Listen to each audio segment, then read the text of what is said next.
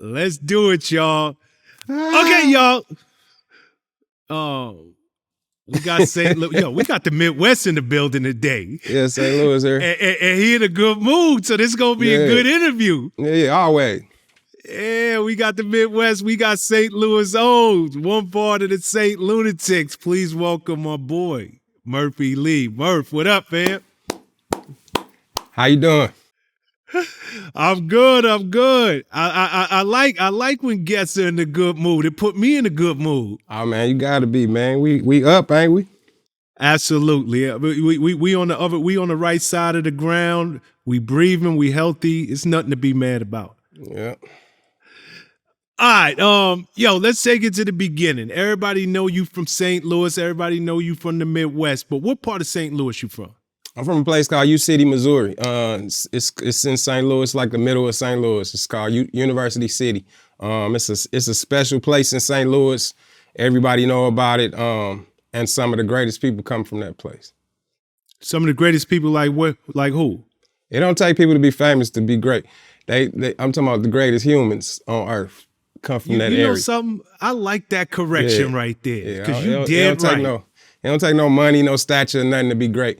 We got some good people in that place, you know what I'm saying, that probably taught all the famous people something, you know what I'm saying, and made moves for them to be who they are. So it's a great community place where, like I said, we like 3 generations in. Like my mom went to the same high school we went.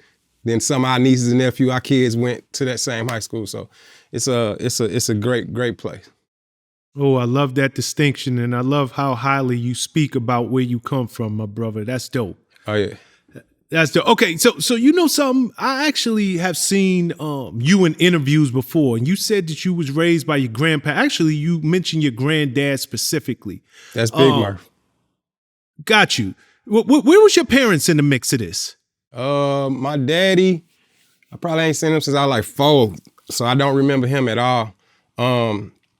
But my mom, super in the mix, you know what I'm saying? She just was working hella. She was a young parent, 4 kids. She was just working a lot. So by the time I got to like 6th grade, I moved in with my grandmother and my grandfather. Grandfather is Big Murphy Lee, actually. So I was named after my grandfather. My middle name is Murphy Lee. You know what I'm saying? So that's Big Murphy Lee, and the world know him.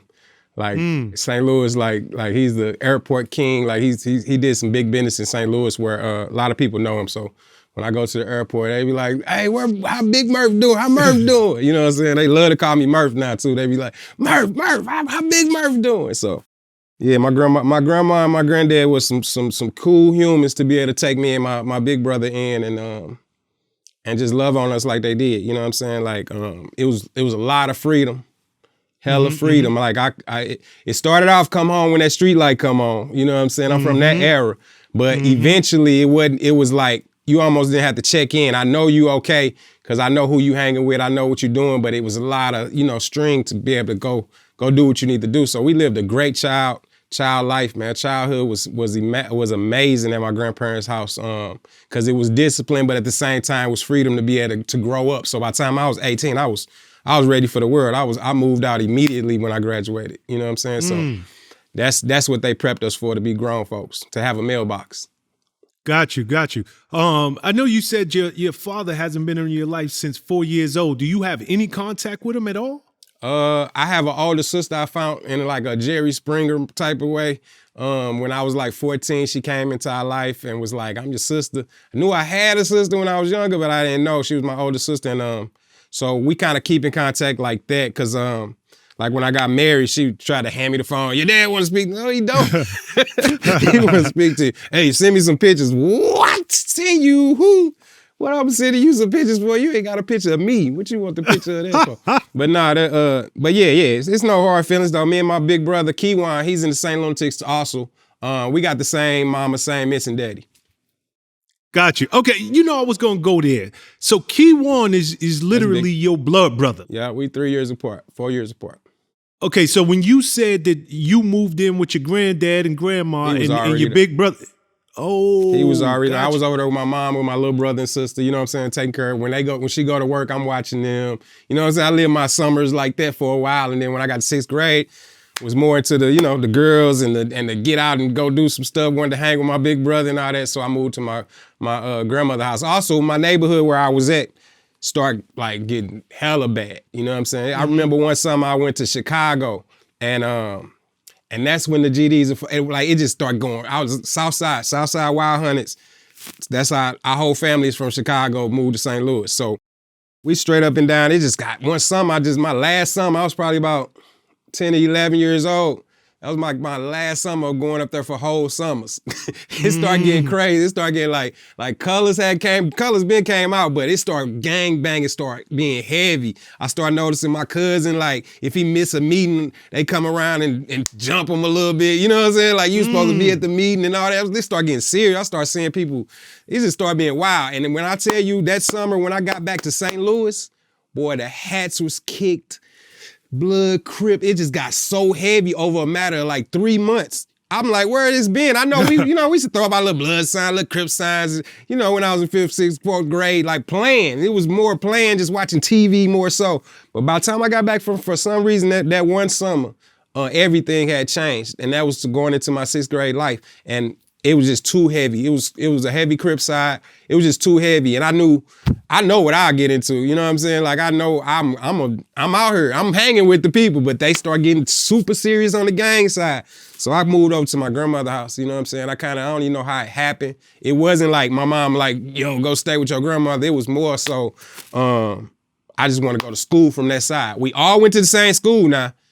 You city that big. So where I'm on one side of town, it's Crips. On another side of town, it's Crips and Bloods on my grandma's side. But at the same time, we all went to the same middle school, high school. You know what I'm saying? So I didn't change nothing. I didn't have to change friends and nothing like that. I just changed my location. So when I go outside, I can go to play basketball, go do what I need to do. I'm a sport head, you know what I'm saying? Like, and I can go from over there. I can get to practice easier. You know what I'm saying? The park closer, this and that. So it was a lot of things that helped me. My grandma gonna help me with some school clothes. You know what I'm saying? Just a lot of stuff. You know that was meaningful that day. But the biggest thing was we ain't had no phone back on my mama's side. On that house, it was a lot of bills that wasn't paid. You know what I'm saying? Like, we was going through it. But we never had a phone. I used to give out my grandma number all the time if I got on a girl or something like that. So I finally got to a phone. You know what I mean? Them the house phone days. And beepers. Yo, see, people don't remember them days. Like, you say we didn't have a phone, people look like, huh? What you talking about? Man, them like, house phones, man. That was the house phone day. Oh, man, absolutely. Like Ali did an interview a while ago, and he was like, "You was Crip." So you like, nah, I was around it, but I was never Crip. No. Let's get into it. My big brother Nelly was super Crip, so I was wearing hand-me-downs. I was in their clothes. You feel me? So I went to school dressed like a Crip. I was in it regardless. The neighborhoods we was in was Cripped out. Regardless, we leave that neighborhood, we accidentally saying cuz because they saying cuz so much around us. You know what I'm saying? So, but I never was you got on red, I'm gonna beat your head. I never was that person. You know what I'm saying? Even Key One, they wasn't that. They wore it and they repped it and it is what it is. But at the same time, we wasn't with that. We was more on the get money side. Wasn't with that, just because you got that color or you just from that block, that we got to, touch you or you going to, you know what I'm saying, try to do something else. It wasn't like that at all. It was more so you rep where you was.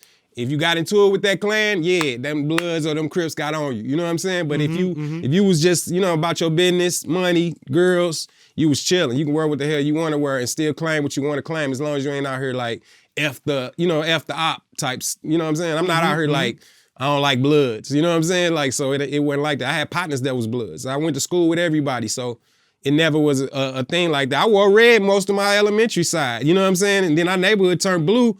I just made sure I wasn't finna wear red outside, just flat out. There's no purpose in that. You know what I'm saying? So it was different things, but I never wanted to gang bang. I never was that type, you know what I'm saying? But to this day, cuz it's in my regular vocabulary, I can't help it, you know what I'm saying? But at the same time, I definitely wasn't gonna beat up your little cousin because he was a Blood. Got you. Did you just say your big brother and Nelly was Crip? They was there in life. Get out of here. How did you meet Nelly?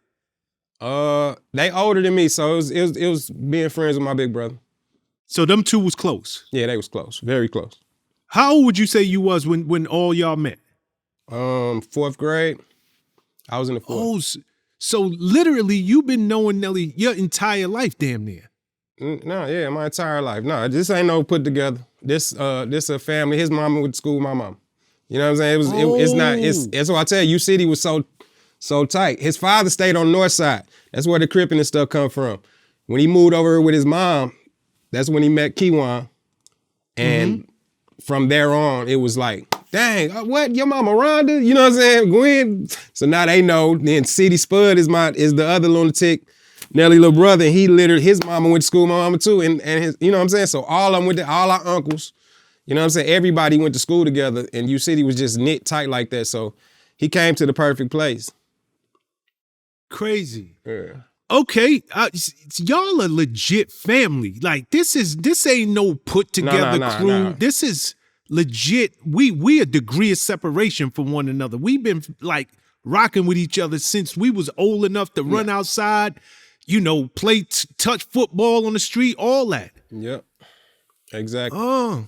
No, it's straight up not put together. It's literally, if we wasn't rapping, we probably have a trash company together or something. You know what I'm saying? It's like, whatever was gonna happen, it was probably gonna happen together.